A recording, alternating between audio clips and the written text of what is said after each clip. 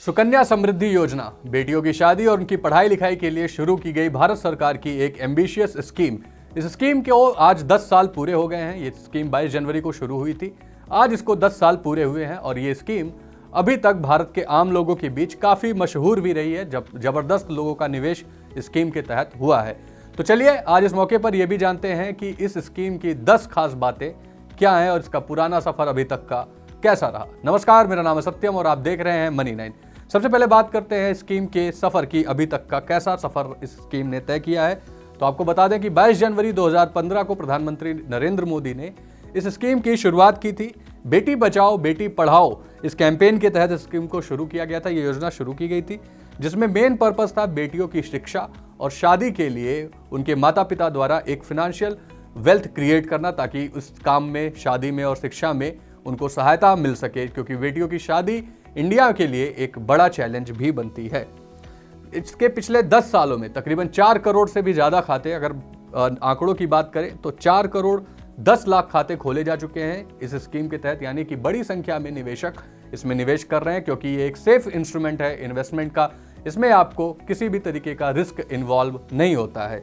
चलिए अब दूसरी अहम बात पर आते हैं और इसकी मैच्योरिटी क्या है इसके बारे में जानकारी हासिल करते हैं। तो 21 साल में ये मैच्योर होता है, यानी जिस दिन से आपने खाता खुलवाया उस दिन से 21 साल तक आपका मैच्योरिटी का पीरियड रहेगा, जिसमें 10 वर्ष से, जन्म से लेकर 10 साल तक बेटी की उम्र है, तब तक आप खाता खोल सकते हैं। यानी कि अगर बेटी पैदा होती है तो आप तुरंत उसी महीने से ही स्कीम की शुरुआत कर सकते हैं, और अगर आपने तब नहीं किया तो 10 सालों तक आप इस स्कीम में कभी भी अपने बेटी के लिए अकाउंट खोल करके इन्वेस्टमेंट की शुरुआत कर सकते हैं।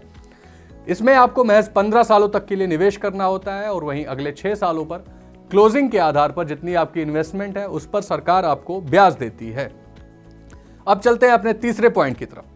बेटी के नाबालिग रहने तक इसमें मैच्योरिटी पर माता पिता का कंट्रोल रहता है। इस अकाउंट का मैनेजमेंट माता पिता, पेरेंट्स, अभिभावक करते हैं। लेकिन अगर बेटी की उम्र 18 साल से ऊपर हो जाती है, मान लीजिए आपने 5 साल की उम्र में अगर स्कीम को शुरू किया तो महज 13 साल बाद आपकी बेटी 18 साल की हो जाएगी, तो एक एप्लीकेशन के जरिए वो इसके मैनेजमेंट का अधिकार ले सकती है। यानी उसके बाद उसमें से पैसे निकालने और जमा तो आप करते रहेंगे, लेकिन निकालने की सारी गतिविधियां बेटी के हाथ में आ जाएंगी। चौथी अहम बात, सुकन्या समृद्धि योजना जो स्मॉल सेविंग स्कीम्स है सरकार की, उसमें सबसे ज़्यादा रिटर्न देती है। सबसे ज़्यादा उसमें 8.2% का इंटरेस्ट मिलता हुआ दिखाई देता है। सालाना आधार पर 8.2% का ब्याज, हालांकि ये इसके पहले 9.9% से भी ऊपर का था, लेकिन फिलहाल अभी की स्थिति में 8.2% का ब्याज मिलता है, जो बाकी की सभी स्मॉल सेविंग स्कीम यानी कि लघु बचत योजनाओं से ज़्यादा है सुकन्या समृद्धि योजना पर। पांचवी बड़ी बात, यह स्कीम पूरी तरीके से टैक्स फ्री है। इसमें EEE यानी कि एग्जेम्प्ट का मॉडल फॉलो किया जाता है। पहला ई यानी कि इन्वेस्टमेंट पर आपको 1.5 लाख रुपए तक की सालाना छूट मिलती है। अगर आप साल में 1.5 लाख रुपए तक इन्वेस्ट करते हैं इस स्कीम के तहत तो आपको उस पर कोई भी टैक्स नहीं देना होगा। दूसरा, इस स्कीम पर मिलने वाला रिटर्न, उस पर भी आपको कोई टैक्स नहीं देना होता, वो भी टैक्स फ्री है। यानी कि जो रेट ऑफ इंटरेस्ट है 8.2%, उससे आपको जो फायदा होता है, बाकी के निवेश इंस्ट्रूमेंट पर लॉन्ग टर्म कैपिटल गेन और short term capital gain tax लगते हैं, इस पर आपको वो नहीं देना पड़ेगा। ये पूरी राशि आपकी बेटी को मिलेगी। तीसरी अहम बात एग्जेम्प्ट के तहत यह है कि इसमें मैच्योरिटी वाली राशि पर, जब आपकी इन्वेस्टमेंट के 21 साल पूरे हो जाएंगे और जो आपको पूरी मैच्योरिटी के बाद राशि मिलेगी, उस पर भी कोई टैक्स नहीं लगता। यानी कि ये स्कीम पूरी तरीके से टैक्स फ्री है। अब बढ़ते हैं अपनी छठवीं अहम बात पर। इसकी सबसे खास बात यह है कि इसमें माता पिता अपने बच्चों के लिए एक एक अकाउंट खोल सकते हैं। यानी कि माता अलग एक अकाउंट खोल सकती है और पिता एक अलग अकाउंट। यानी कि एक बेटी के लिए मैक्सिमम 2 अकाउंट खोलने की सुविधा फिलहाल एप्लीकेबल है। जुड़वा बच्चे होने पर या 2 से अधिक बच्चे एक साथ पैदा होने पर आप अपने अकाउंट्स को और भी ज़्यादा बड़ा कर सकते हैं, यानी नंबर ऑफ अकाउंट्स को ज़्यादा खोल सकते हैं। जन्म से मैच्योरिटी तक इसमें एक सबसे इंपॉर्टेंट क्लॉज जो है वो ये है कि जन्म से लेकर मैच्योरिटी तक, जब तक ये स्कीम मैच्योर नहीं हो जाती, तब तक उस बेटी को देश का नागरिक होना, देश का निवासी होना अनिवार्य है। अब बढ़ते हैं अपनी 7वीं अहम बात की तरफ। इसमें पैसा निकाला कब कब जा सकता है, तो आपको बता दें कि स्पेशल कंडीशंस में ही आप इस स्कीम से पैसा निकाल सकते हैं।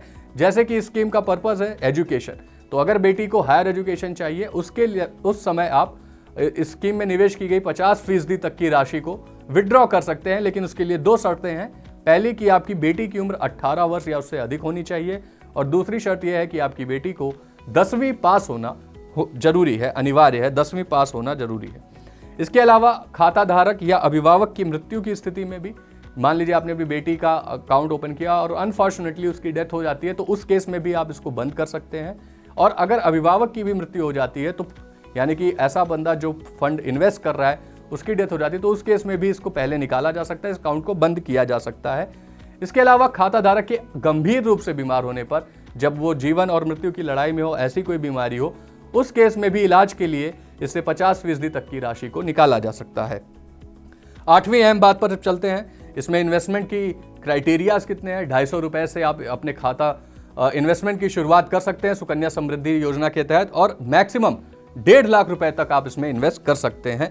और इस स्कीम के थ्रू अगर आप 1.5 लाख रुपए यानी अपर लेवल पे इन्वेस्ट करते हैं तो 70 लाख रुपए तक का कॉर्पस आप अपनी बेटी को दे के जाएंगे। यानी जब ये स्कीम मैच्योर होगी तो आपकी बेटी के पास लगभग 70 लाख रुपए होंगे अगर आप 1.5 लाख रुपए सालाना इस स्कीम में इन्वेस्ट करते हैं। कैसे, ये गणित भी मैं आपको समझा देता हूं।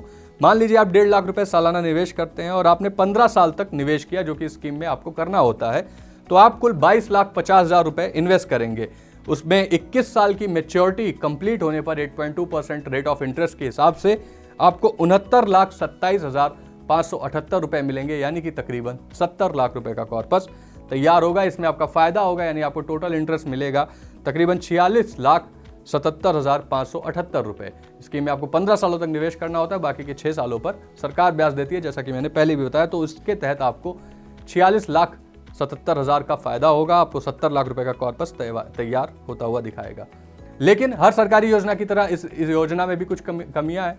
तो हम अपने आखिरी के 2 पॉइंट में जो खास बातें आपको बता रहे हैं, उसमें इस योजना की कुछ कमियों के बारे में बात करते हैं। तो सबसे पहली कमी यह है कि इसमें 21 साल की जो लिमिट है, कैप लॉक इन जो 21 सालों का है। मान लीजिए आपकी बेटी 10 साल तक आप अकाउंट खुलवा सकते हैं। आपकी बेटी 10 साल की है, तो अगर आपने 10 साल की एज में अपना सुकन्या समृद्धि योजना का खाता खुलवाया, तो 31 साल जब आपकी बेटी की उम्र होगी तब तक आपको इसको फुलफिल करना होगा। और 31 साल की उम्र में शिक्षा जैसे काफ़ी महत्वपूर्ण डिसीजन, और इंडिया में शादियां भी 31 साल से काफ़ी पहले लड़कियों की हो जाती हैं। ऐसे में इस स्कीम में ये एक बहुत बड़ी खामियां हैं इसकी, कि आपको 21 साल तक का लॉक इन है, आप 21 साल तक इसमें इन्वेस्ट करने रहते हैं।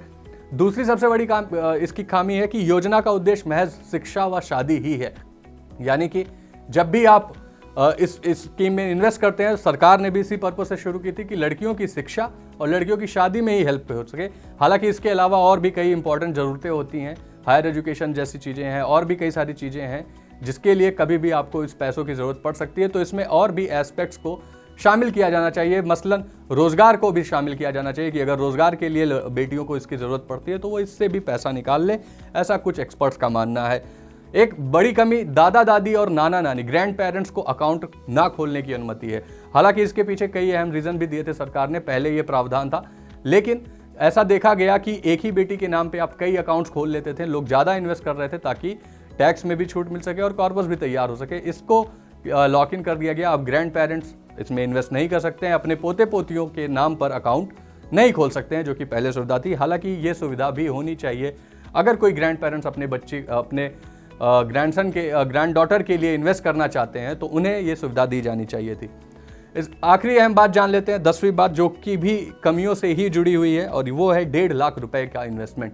1.5 लाख रुपए सालाना की इन्वेस्टमेंट काफ़ी कम है, क्योंकि इससे लंबा कॉर्पस, महज मतलब आज से अगर आप इन्वेस्टमेंट की शुरुआत करते हैं तो 21 साल बाद आपके पास 70 लाख रुपए होंगे, और तब तक जो महंगाई की दर है, जो शिक्षा का कॉस्ट है, जो शादियों का कॉस्ट है, वो स्वाभाविक सी बात है कि 70 लाख रुपए से कहीं ज़्यादा हो जाएगा। तो 1.5 लाख का जो लॉक इन है उसको बढ़ाया जाना चाहिए। ये एक अहम बात की जा रही है, क्योंकि ये एक सेफ इन्वेस्टमेंट का तरीका है और इसमें रिटर्न भी अच्छा मिलता है। ऐसे में जब आप इसकी राशि बढ़ा देंगे तो at the end of the scheme, at the maturity of the scheme, corpus अच्छा खासा तैयार हो जाएगा, जो बड़े डिसीजन लेने में हेल्प करेगा। तो ये थी सुकन्या समृद्धि योजना की 10 अहम बातें, 10 खासियत, और उसमें कुछ कमियां भी थी।